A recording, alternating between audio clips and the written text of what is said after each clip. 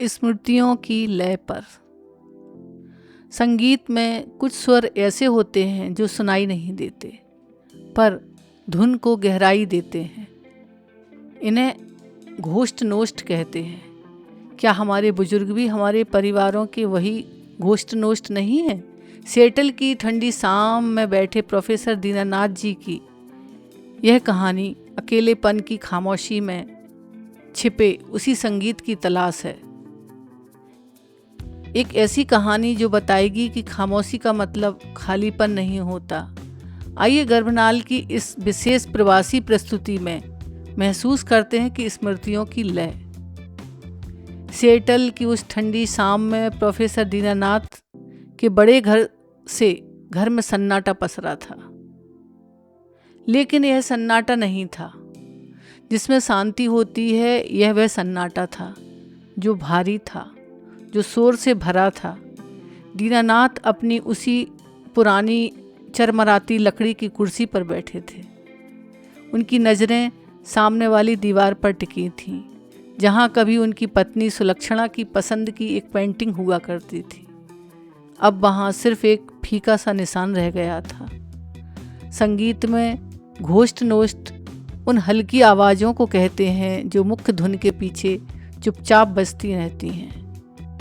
वे धुन को आधार देती हैं, उसे गहराई देती हैं, लेकिन अगर आप ध्यान ना दें तो वो सुनाई नहीं देती। दीनानाथ को लगता था कि उनका पूरा अस्तित्व अब उन घोष्ट नोष्ट में बदल गया है। वे घर में मौजूद थे, वे सांस ले रहे थे, वे चाय पीते थे, लेकिन वे घर की मुख्य धुन का हिस्सा नहीं थे। वे बस उस बैकग्राउंड नॉइस का हिस्सा थे जो घर के व्यक्तित्व को गढ़ रहा था। रसोई से अचानक एक खनक सुनाई दी। दीनानाथ चौंके नहीं। उन्हें पता था कि वहाँ कोई नहीं है।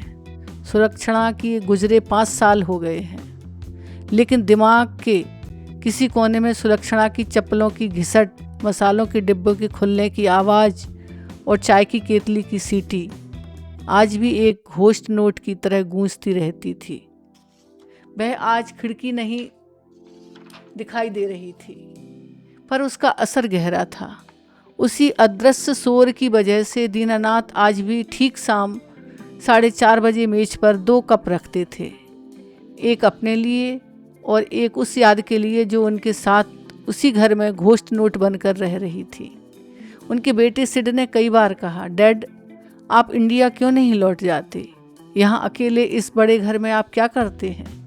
दीनानाथ मुस्करा देते। वे सिड को कैसे समझाते कि यह घर अब सिर्फ ईंट पत्थर का ढांचा नहीं, यह उनकी यादों का एक म्यूजिकल स्कोर है। यहाँ की हर दरार, हर पुरानी कुर्सी और हर कोने में उनके जीवन की घोष्ट नोष्ट छिपे हैं। अगर वे यहाँ से चले गए तो वे नोट्स बजना बंद हो जाएंगे और उनके अस्तित्व की वह हल्की सी लय भी समाप्त हो जाएगी। दीनानाथ जी का जीवन अब संपादन की एक प्रक्रिया बन गया था। जैसे वे अपनी कहानियों में शब्दों को तराशते थे, वैसे ही अब वे अपनी यादों को तराश रहे थे। उन्हें याद आता था कि कैसे वे सुलक्षणा पर अक्सर झुंझला जाते थे। सुलक्षणा तुमने मेरी फाइल कहाँ रखी? या चाय में चीनी कम है? तब वे शब्द मुख्य नोट्स थे, तीखे और स्पष्ट। लेकिन अब अकेलेपन के इस दौर में वे शब्द परिष्कृत हो रहे थे। अब झुंझलाहट गायब थी, उसकी जगह एक गहरी टीस ने ले ली थी।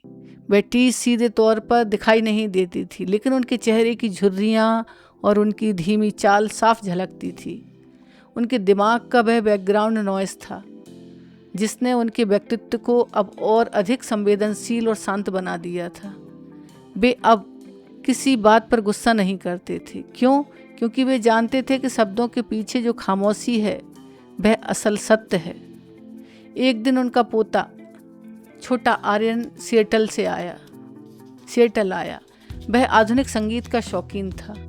वह अपने हेडफोन लगाए ड्रम्स की प्रैक्टिस कर रहा था। दीनानाथ उसे देख रहे थे। आर्यन बहुत तेजी से ड्रम बजा रहा था। दीनानाथ जी ने धीरे से कहा, बेटा इन 2 बड़े प्रहारों के बीच तुम जो हल्का सा टच दे रहे हो उसे क्या कहते हैं?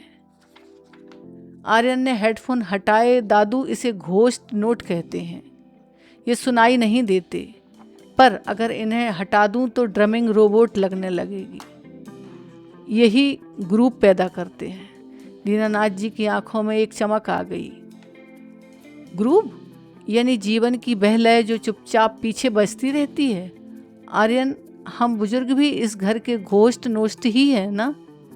हम बहुत शोर नहीं करते, हम घर के फैसलों में सीधे तौर पर दिखाई नहीं देते, लेकिन हमारी मौजूदगी ही हमारी इस परिवार के संगीत को माननीय बनाए रखती है।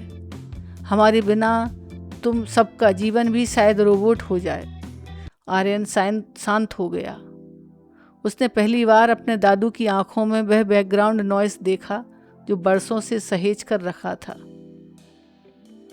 जैसे जैसे रात बढ़ती, दीनानाथ का घर और अधिक संगीतमय हो जाता। खिड़की के बाहर सेटल की बारिश की बूंदें कांच पर गिरती। वह आवाज़ दीनानाथ के दिमाग में पुराने संवादों को सक्रिय कर देती। वे सोचते, क्या इंसान का व्यक्तित्व सिर्फ वही है जो वह दुनिया को दिखाता है, या वह है जो उसके भीतर म्यूट पर बज रहा है।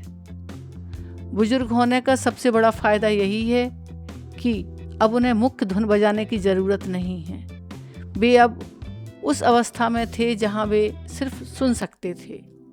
वे सुनते थे अपनी अधूरी इच्छाओं की गूंज, अपने बच्चों की सफलता का दूर का संगीत, और उस मौत की आहट जो एक बहुत ही कोमल घोस्ट नोट की तरह पास आती जा रही थी। यह डरावना नहीं था, यह तो संगीत को पूरा करने जैसा था। अंत में दीनानाथ ने अपनी डायरी में लिखा और एक पंक्ति लिखी, अकेलापन वह खाली स्थान नहीं जहाँ कुछ नहीं होता, अकेलापन वह सभागार है जहाँ जीवन के सबसे सूक्ष्म नोट सबसे साफ सुनाई देते। मैं अकेला नहीं हूँ, मैं अपने भीतर की उस सिम्फनी का आनंद ले रहा हूँ जिसे दुनिया खामोशी समझती है। उन्होंने फ़ोन उठाया और सिड को मैसेज किया, बेटा मैं ठीक हूँ, मेरा संगीत अभी जारी है। यह कहानी हमें एहसास कराती है कि हमारे बुजुर्ग बेकार या चुप नहीं हैं। वे उस घोस्ट नोट की तरह हैं जो हमारे परिवार और समाज के संगीत को गहराई और गरिमा प्रदान करते हैं। उनकी मौजूदगी ही हमारे जीवन के शोर को एक अर्थ देती है। अगर प्रोफेसर दीनानाथ जी की यह कहानी आपके दिल को छू गई हो तो इस वीडियो को लाइक करें और अपने साथ सभी के साथ शेयर करें जो दूर रहकर भी हमारे जीवन का आधार है।